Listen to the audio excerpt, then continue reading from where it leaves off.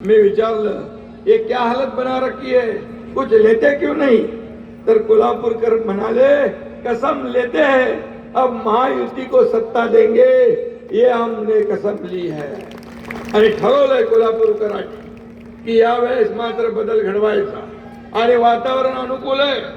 संपूर्ण महाराष्ट्रात मी फिरतोय, महाराष्ट्रामध्ये महायुतीचं वादळ आहे, भगवं वादळ सगळीकडे आहे. आणि म्हणून कोल्हापूरचं खरं म्हणजे सगळं तेज हरवलंय.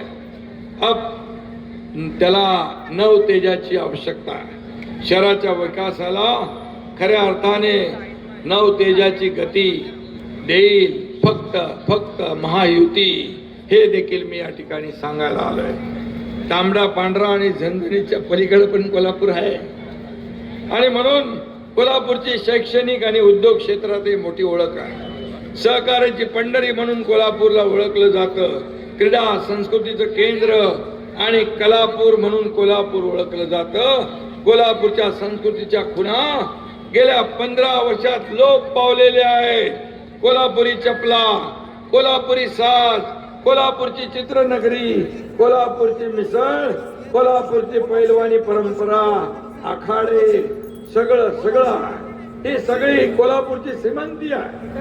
आणि ती श्रीमंती पुन्हा आपल्याला मिरवायची आहे ना, मग आपल्याला महायुतीशिवाय पर्याय नाही. आणि म्हणून महायुतीचं विजन एकच आहे, विकास विकास आणि विकास.